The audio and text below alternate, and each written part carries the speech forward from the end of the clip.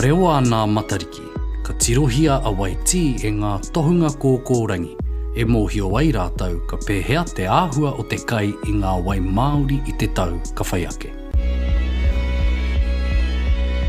He wahine a Waitī, kei runga ake ia i tana tungane i a Waitā, he take i pēnei ai tā rāua nōhanga i a Matariki.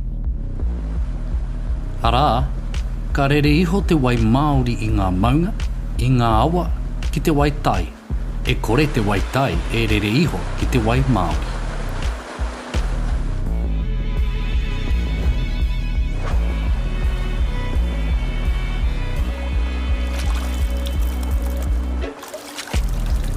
Ko te tikanga o Waitī, ko te wai Māori.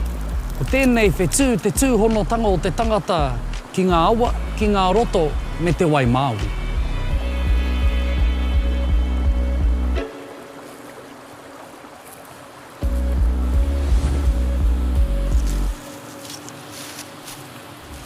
E kite ana te pānga o Waitī me Matariki ki ngā koiora o te wai Māori i te whakatauki e ki nei ka kite a Matariki ka rere te korokoro.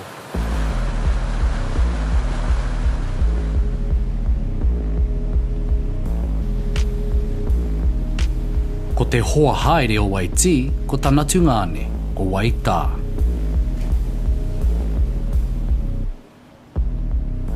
Ko Waitā te whetū o ngā tini a Tangaroa. Ko te tā, ko te tote.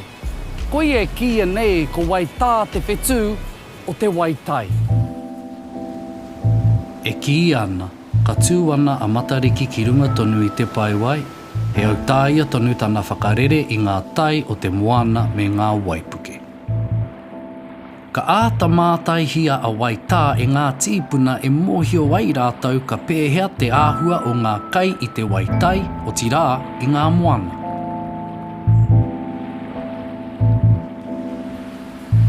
Nō reira, mēnā e pīrangi ana, kia rea ngā tini a Tangaroa a hine moana, ko Waitī, ko Waitā, ngā atua heri kai mai.